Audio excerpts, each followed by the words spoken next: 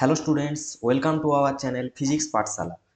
আজকে আমরা class 10-এর first সাবমেটিভের মধ্যশিক্ষা পর্ষদের যে নমুনা প্রশ্নপত্র আছে ভৌত বিজ্ঞানের, তার সমাধানগুলো নিয়ে আলোচনা করব।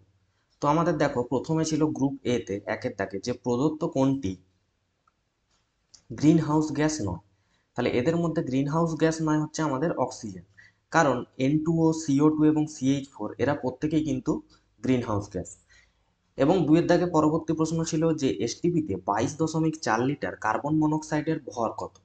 তাহলে কার্বনের মোলার ভর কত হয় না 12 গ্রাম পার মোল, এবং অক্সিজেনের মোলার ভর হয় 16 গ্রাম পার মোল। তাহলে কার্বন মনোক্সাইডের মোলার ভর কত হবে না 12 + 16 অর্থাৎ 28 গ্রাম পার মোল। তো আমাদের এখানে প্রশ্নে বলেছে যে এসটিপিতে 22.4 লিটার বলতে আমরা কি বুঝি না 1 মোল। তাহলে 1 মোল কার্বন মনোক্সাইডের ভর হবে কত না 28 গ্রাম। তাহলে অপশন সি হবে সঠিক উত্তর। তারপরে চলে আসো 3-এর দাগ। কোনো রশ্মি যদি বায়ু মাধ্যম থেকে কাঁচের স্ল্যাবে লম্বভাবে আপতিত হয় তাহলে প্রতিসরণ কোণ কত হবে না প্রতিসরণ কোণ হবে 0 ডিগ্রি, কারণ লম্বভাবে আপতিত হলে আপতন কোণ হয় 0 ডিগ্রি, সাথে প্রতিসরণ কোণও হবে 0 ডিগ্রি। পরের প্রশ্ন ছিল যে তরঙ্গ দৈর্ঘ্য অনুসারে যদি আমরা সাজাই তাহলে ক্রম কি হবে না এক্স রে হচ্ছে লেস দেন ইউভি রশ্মি লেস দেন গামা রশ্মি, কারণ গামা রশ্মির তরঙ্গ দৈর্ঘ্য হয় সবচেয়ে ছোট, এবং তারপর আসে আমাদের ইউভি রশ্মি এবং সবশেষে হয় এক্স রশ্মি। 5 নম্বর প্রশ্ন হচ্ছে কোনো উত্তল লেন্সের ফোকাসের মধ্যে বস্তুকে রাখলে প্রতিবিম্ব কোথায় গঠিত হবে না অসৎ। প্রতিবিম্বটা কিরকমের হবে না অসৎ হবে এবং সমশীর্ষ। উত্তল লেন্সের ফোকাসের মধ্যে যদি আমরা বস্তু রাখি তাহলে প্রতিবিম্ব হয় অসৎ, সোজা এবং বিবর্ধিত। 6 নম্বর প্রশ্ন ছিল যে হ্যালোজেন মৌলদের গ্রুপ সংখ্যা কত না হ্যালোজেন মৌলগুলিকে আমরা 17 নম্বর শ্রেণীতে রেখে থাকি পর্যায় সারণী। এবার 7 নম্বর প্রশ্ন আছে যে প্রদত্ত কোন যৌগটি আয়নীয় যৌগ নয়। তাহলে দেখো যে জল হচ্ছে আমাদের কিনা সমযোজী যৌগ, তাই জন্য কি হয় জলের অণু সমযোজী বন্ধন দ্বারা গঠিত, এটি আয়নীয় যৌগ নয় কারণ এটি জলীয় দ্রবণে বিশ্লিষ্ট হয়ে আয়ন উৎপন্ন করতে পারে না। এবার চলে আসো গ্রুপ বি। বলেছিল যে এমন একটি গ্যাসের নাম লেখো যা একটি গ্রিনহাউস গ্যাস ও ওজোন স্তর ধ্বংসের কারণ। তাহলে কি হবে না নাইট্রাস অক্সাইড N2O। 2 নম্বর প্রশ্ন হচ্ছে কোনটি বায়োডিগ্রেডেবল পলিমার। কি কি দেওয়া ছিল না পিভিসি দেওয়া ছিল, সেলুলোজ দেওয়া ছিল এবং পলিথিন। তাহলে এদের মধ্যে পিভিসি এবং পলিথিন এরা কৃত্রিম পলিমার, তাহলে এদের মধ্যে সেলুলোজ হবে কি না একটি প্রাকৃতিক পলিমার, তাহলে সেলুলোজ হবে উত্তর। 3 নম্বর ছিল যে পিভি সমান W/m/T সমীকরণে এম রাশির একক কি হবে না এম এর একক হবে কিলোগ্রাম পার মোল। 4 নম্বরে ছিল যে দুটি বস্তুর উষ্ণতার পার্থক্য 5 ডিগ্রি সেন্টিগ্রেড, তাহলে ক্যালভিন স্কেলে উষ্ণতার পার্থক্য কত। তাহলে কিছুই নয়, 5 ডিগ্রি সি হলে ক্যালভিন স্কেলে উষ্ণতার পার্থক্য হবে 5 ক্যালভিন, কারণ সেলসিয়াস স্কেল আর ক্যালভিন স্কেলে উষ্ণতার পার্থক্য কি থাকে একই থাকে। 5 নম্বর হচ্ছে অবতল দর্পণের একটি ব্যবহারিক প্রয়োগ। তাহলে কি লেখা যেতে পারে না দাড়ি কামানোর দর্পণ হিসেবে ব্যবহার করা যেতে পারে। অথবা ছিল যে উত্তল দর্পণের একটি ব্যবহারিক প্রয়োগ, তাহলে গাড়ির ভিউ ফাইন্ডারে আমরা এটি ব্যবহার করতে পারবো। 6 নম্বর প্রশ্ন ছিল যে মানুষের চোখের দৃষ্টি প্রতিকারে কি ধরনের লেন্স ব্যবহার করা হয়। তাহলে দীর্ঘ দৃষ্টি যদি হয় তাহলে দীর্ঘ দৃষ্টি প্রতিকারে আমরা কি ব্যবহার করব না উত্তল লেন্স। অথবাতে ছিল যে একটি উভ উত্তল লেন্সের ফোকাসে রাখা বিন্দু উৎস থেকে আগত আলোক রশ্মিগুচ্ছ লেন্সের মধ্য দিয়ে প্রতিসরণের পর প্রকৃতি কি হবে না সমান্তরাল রশ্মিগুচ্ছ। তাহলে যদি আমরা এখানে একটা ছবিটা দেখি, এটা একটা কি উভ উত্তল লেন্স। তাহলে যদি এখানে কোনো বিন্দু উৎস থেকে রশ্মি পড়ে, এখানে একটা অক্ষ আছে তাহলে পড়ে, তাহলে কি হবে না প্রধান অক্ষের সমান্তরালে চলে যাবে। তাহলে এটার অ্যান্সার কি হবে না সমান্তরাল রশ্মিগুচ্ছ হবে। 7-এর দাগে বলেছিল যে আলোক তরঙ্গের ক্ষেত্রে কম্পাঙ্ক যদি আমরা বাড়াই তাহলে তরঙ্গের শক্তি কি হবে না প্ল্যাঙ্কের যে সূত্র আছে যে ই সমান এইচ নিউ, যেখানে এইচ হচ্ছে প্ল্যাঙ্কের ধ্রুবক, নিউ হচ্ছে কম্পাঙ্ক, ই হচ্ছে এনার্জি বা শক্তি। তাহলে দেখতে পাচ্ছ যে সমানুপাতিক সম্পর্কে আছে ই এর সাথে নিউ, অর্থাৎ যদি কম্পাঙ্ক বৃদ্ধি পায় তাহলে অবশ্যই শক্তি বৃদ্ধি পাবে, তাহলে অ্যান্সার কি হবে না শক্তি বৃদ্ধি পাবে। পরের প্রশ্ন ছিল দেখো যে একটি আয়নীয় যৌগের ফর্মুলা যার ক্যাটায়ন এবং অ্যানায়ন কোনোটির ক্ষেত্রেই 8টি ইলেকট্রন নেই, সেটি কি হবে না লিথিয়াম ফ্লোরাইড। চলে আসো 9-এর দাগে। 9-এর দাগের প্রশ্ন বলেছে যে পর্যায় সারণীতে খাদ ধাতুর গ্রুপে উপর থেকে যদি আমরা নিচের দিকে নামি তাহলে আয়নাইজেশন এনার্জির মান কি হবে না আয়নাইজেশন এনার্জির মান ক্রমশ হ্রাস পাবে, কারণ পরমাণুর আকার উপর থেকে নিচে গেলে বৃদ্ধি পায় এবং নিউক্লিয়াসের আকর্ষণ তত কি হবে না কমতে থাকবে। এবার আসে গ্রুপ সি, না গ্রিন হাউস এফেক্টের কারণ। তাহলে কি কি কারণে গ্রিন হাউস এফেক্ট হচ্ছে, না সূর্য থেকে আসা সৌর বিকিরণ পৃথিবীর বায়ুমণ্ডল ভেদ করে ভূপৃষ্ঠকে উত্তপ্ত করে, এবং ভূপৃষ্ঠ থেকে নির্গত তাপ বায়ুমণ্ডলের কিছু গ্যাস, মানে গ্রিন হাউস যে সমস্ত গ্যাসগুলি আছে সেগুলো দ্বারা শোষিত হয়, যা বায়ুমণ্ডল আর ভূপৃষ্ঠের উষ্ণতাকে ক্রমাগত বৃদ্ধি করছে। পরের প্রশ্ন বলেছিল যে আর এর একক কি, মাত্রীয় বিশ্লেষণ থেকে আর এর একক। তাহলে পিভি সমান লেখা হয়ে থাকে এনআরটি, তাহলে আর সমান আমরা বলতে পারি পিভি বাই এনটি। তাহলে এখানে দেখো পি মানে কি চাপকে নির্দেশ করছে, আর চাপ সমান আমরা কি লিখে থাকি, না বল বাই ক্ষেত্রফল, বল বাই ক্ষেত্রফল। এবার বলের মাত্রা আমরা সকলেই জানি যে M L T to the power -2, এবং ক্ষেত্রফল হয়ে থাকে এল স্কোয়ার। তাহলে এখান থেকে চাপের মাত্রা কত হবে, না চাপের মাত্রা হবে M L to the power -1 T to the power -2। তাহলে এখানে আমরা কি করেছি, না চাপের মাত্রা পি এর মাত্রা এখানে বসিয়েছি, এবং সাথে ভি আয়তন কি হবে এল কিউব বাই এন মানে মোল, এবং টি উষ্ণতা হচ্ছে ক্যালভিন। তাহলে এটা থেকে আমরা কি লিখতে পারি, না এখানে আছে এল কিউব, এটা এল কিউব আছে, তাহলে এখান থেকে এল +3 আর এখানে -1 মানে হয়ে যাচ্ছে 2। তাহলে M L square T to the power -2 kelvin inverse, এইগুলো উপরে উঠলে কি হয় ক্যালভিন ইনভার্স মোল ইনভার্স, এবং এর সাথে যদি বলি joule Calvin inverse mole inverse. পরের প্রশ্ন ছিল যে বয়েলস চার্লস এবং অ্যাভোগাড্রো সূত্র থেকে দেখাতে যে পিভি সমান এনআরটি। তাহলে প্রত্যেকের যে সূত্রগুলো আছে, বয়েলের সূত্র বলছে যে পিভি ইকুয়ালস টু কনস্ট্যান্ট, আবার চার্লসের সূত্র কি বলছে, না ভিটি ভি বাই টি সমান কনস্ট্যান্ট, এবং অ্যাভোগাড্রো সূত্র বলছে যে ভি বাই এন সমান হচ্ছে ধ্রুবক। তিনটি সূত্রকে যদি আমরা একত্রে করি তাহলে এখান থেকে কি পাওয়া যাচ্ছে, না PV proportional to N T.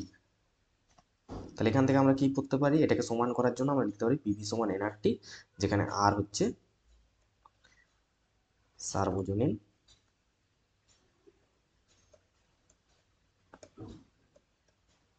Gas ধ্রুবক।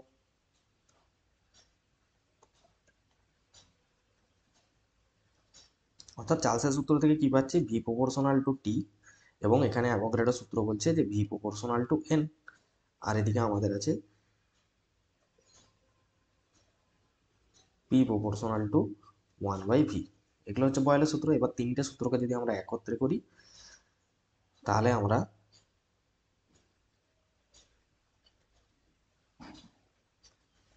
তিনটে সূত্রকে একত্রে করলে আমরা পিভি সমান এনআরটি এই সমীকরণটা পাবো। নেক্সট বলেছিল যে কাঁচের স্ল্যাবে আলো আপতিত হলে নির্গমনের সময় তা বর্ণালীতে বিভক্ত হয় কেন, হয় না কেন। তাহলে দেখতে পাচ্ছ এটা একটা কাঁচের স্ল্যাব, তাহলে এটা প্রতিসরাঙ্কের উপর নির্ভর করে, এবং বিভিন্ন বর্ণের তরঙ্গ দৈর্ঘ্য উপর কাঁচের প্রতিসরাঙ্কের মানের সাথে চেঞ্জ হতে থাকে। তাহলে দেখো এখানে যখন একটা আলোকরশ্মি আপতিত হলো একটি পৃষ্ঠে, এখানে বিভিন্ন বর্ণে বিশিষ্ট হলো, এবং যখন নির্গত হবে আবার সেই আপতিত আলো সমান্তরালে নির্গত হচ্ছে। তাহলে এখানে বলেছে যে কাঁচের স্ল্যাব দুটি সমান্তরাল প্রতিসারক তল দ্বারা গঠিত। প্রথম প্রতিসরণে আলোকরশ্মি কি হয় বিভিন্ন বর্ণে বিভক্ত হয়ে যায়, এখানে বিভিন্ন বর্ণে বিভক্ত হয়ে যায়, এবং দ্বিতীয় প্রতিসরণে তারা পুনরায় মিলিত হয়ে সাদা আলো রূপেই নির্গত হয়।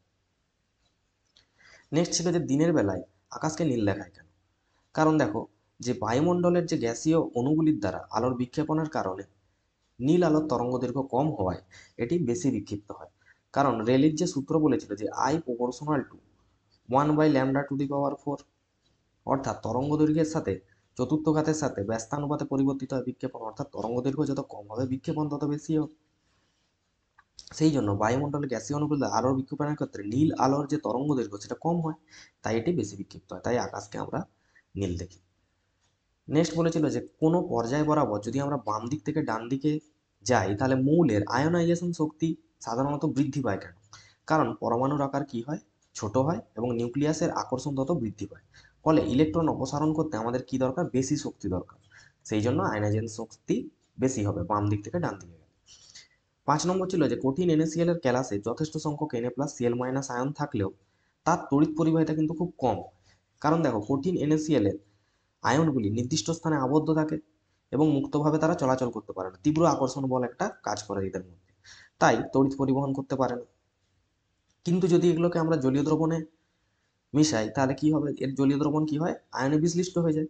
নুনকে যদি আমরা জলে গুলে দিই তাহলে কি হয়, আয়নে সহজেই ভেঙে যায়, এর ফলে এদের মধ্যে ওই আকর্ষণ বলটা থাকে না।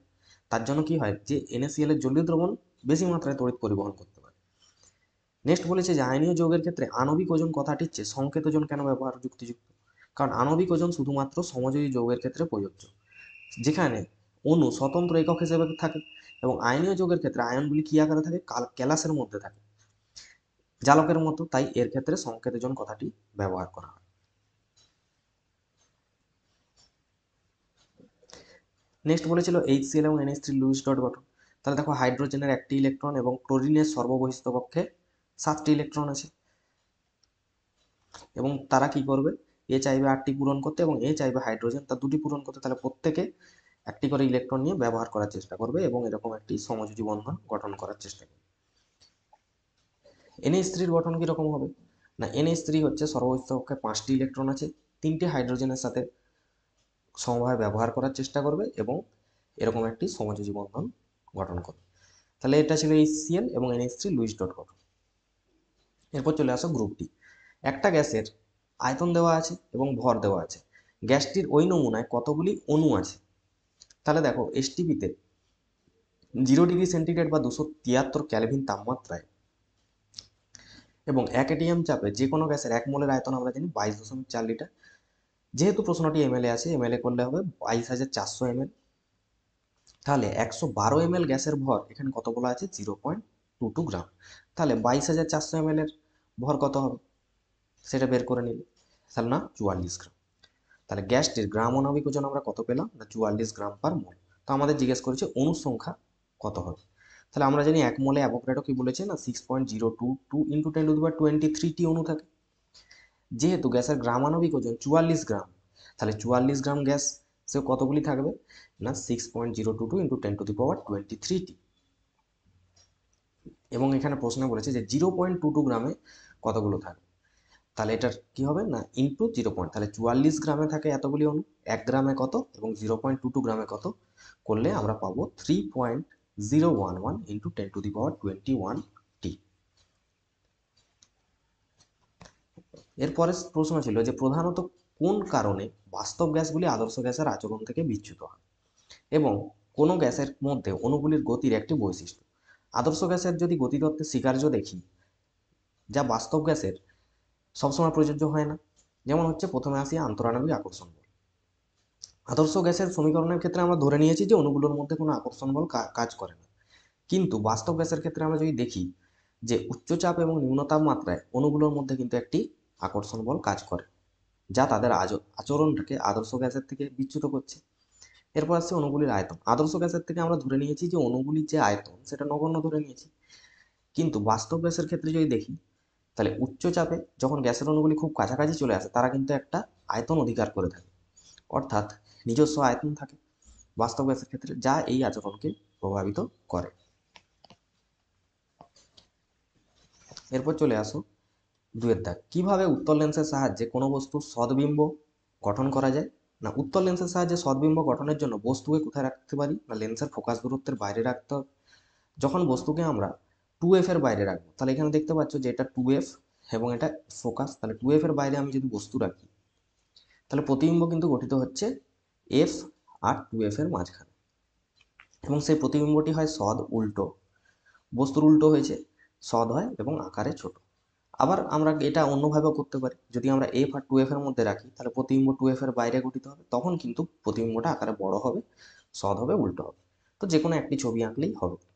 নেক্সট বলেছিল যে কিভাবে উত্তল লেন্সকে বিবর্ধিত কাঁচ রূপে ব্যবহার করা হয়। তো এটি খুব ইম্পর্টেন্ট প্রশ্ন, যে উত্তল লেন্সকে বিবর্ধিত কাঁচ রূপে ব্যবহার করার জন্য কি করতে হবে, বস্তুকে লেন্সের ফোকাস দূরত্বের মধ্যে রাখতে হবে, অর্থাৎ আলোক কেন্দ্র আমাদের ও আর এটা আমার ফোকাস, এর মধ্যে আমরা যদি বস্তুকে রাখি তাহলে দেখবো যে আলোক রশ্মি যখন লেন্সের মধ্য দিয়ে যাচ্ছে তো সামনে কোথাও মিলিত হচ্ছে না, কিন্তু আমরা যদি তারা পিছন দিকে বর্ধিত করি তাহলে দেখি একটা নির্দিষ্ট বিন্দু থেকে আসছে বলে মনে হচ্ছে। অর্থাৎ আমরা জানি যে যখন কোনো বিন্দু থেকে রশ্মি আসছে বলে মনে হয় তখন সেটি হয়ে থাকে অসৎ বিন্দু। তাহলে এখানে দেখতে পাচ্ছ যে বস্তুটির প্রতিবিম্বটি হবে অসৎ হবে এবং সোজা হবে, দেখো সমশীর্ষ হয়েছে, এর সাথে সমশীর্ষ এবং বিবর্ধিত হয়েছে, অনেক বেশি বড় হয়েছে, পিকের বস্তুর তুলনায় প্রতিবিম্ব অনেক বেশি বড় হচ্ছে। নেক্সট বলেছিল যে আমাদের স্পষ্ট দর্শনের ন্যূনতম দূরত্ব কি, না 25 সেমিতে রাখলেও কিন্তু আমরা বড় দেখি, এটাও লিখতে পারো। নেক্সট হচ্ছে কোনো উত্তল লেন্সের আলোক কেন্দ্র বলতে কি বোঝায়, না উত্তল লেন্সের আলোক কেন্দ্র হলো লেন্সের প্রধান অক্ষের উপর অবস্থিত সেই এমন একটি নির্দিষ্ট বিন্দু যার মধ্য দিয়ে আলোক রশ্মি গেলে কোনো বিচ্যুতি ঘটে না, আলোক রশ্মি সোজা পথে চলে যায়। তো দেখতেই পাচ্ছ যে এখানে লেন্সের মধ্যে দিয়ে যখন যাচ্ছে বিসি পথে, একদম সোজা পথে আলোকরশ্মি আসছে। তাহলে এখানে ও হচ্ছে আমাদের আলোক কেন্দ্র। নেক্সট বলেছিল যে কোনো লেন্সের ক্ষেত্রে বস্তু দূরত্ব দেওয়া আছে, তার মানে ইউ দেওয়া আছে, এবং প্রতিবিম্ব দূরত্ব দেওয়া আছে ভি দেওয়া আছে। তাহলে রৈখিক বিবর্ধন কি হয়? প্রতিবিম্ব সূত্রটা কি না, প্রতিবিম্বের দূরত্ব বাই বস্তুর দূরত্ব, অর্থাৎ ভি বাই ইউ করলে আমরা পাবো। তাহলে সুতরাং রৈখিক বিবর্ধন এম সমান আমরা লিখতে পারি 60/30 অর্থাৎ 2। তাহলে রৈখিক বিবর্ধনের মান হবে 2। পরের প্রশ্ন ছিল যে গ্রুপ 1 ভুক্ত মৌলদের নাম ক্ষার ধাতু হলো কেন? না, গ্রুপ 1 ভুক্ত মৌলগুলি lithium, sodium, potassium, rubidium, caesium এবং ফ্রান্সিয়াম জলের সাথে বিক্রিয়া করে কি করে না, হাইড্রোজেন গ্যাস এবং ক্ষার উৎপন্ন করে। এই ক্ষারগুলি তীব্র ক্ষারীয় হওয়ার কারণে এই মৌলগুলিকে আমরা ক্ষার ধাতু বলে থাকি। একটি ইউরেনিয়ামোত্তর মৌল আমরা প্লুটোনিয়াম বলতে পারি, এবং ইউরেনিয়ামোত্তর মৌল হলো সেই মৌলগুলি যা পর্যায় সারণীতে ইউরেনিয়ামের পরে অবস্থিত, যাদের পারমাণবিক সংখ্যা 92-এর বেশি। অথবাতে ছিল যে মোজেলের পরীক্ষার সিদ্ধান্ত কি ছিল? মোজেলের পরীক্ষার সিদ্ধান্ত ছিল যে মৌলের ভৌত এবং রাসায়নিক ধর্ম তাদের পারমাণবিক সংখ্যার উপর নির্ভরশীল, পারমাণবিক ভরের উপর নয়। এর ফলে পর্যায় সারণীতে মৌলগুলির অবস্থান আরও সঠিকভাবে ব্যাখ্যা করা সম্ভব হয়ে থাকে। সন্ধিগত ধাতু কাদের বলা হয়ে থাকে? না, সন্ধিগত ধাতু হলো সেই সমস্ত মৌল যাদের পরমাণু সর্ববৈশ্য কক্ষে দুটি কক্ষক n ও n-1তম কক্ষক আংশিকভাবে ইলেকট্রন দ্বারা পূর্ণ থাকে, এবং এরা পর্যায় সারণীর ডি ব্লকে অবস্থিত হয়। সাধারণত লোহা, কপার এবং জিঙ্ক, এগুলোকে আমরা বলে থাকি সন্ধিগত ধাতু। তাহলে এই ছিল আমাদের পর্ষদের যে নমুনা প্রশ্নপত্র তার সম্পূর্ণ সমাধান।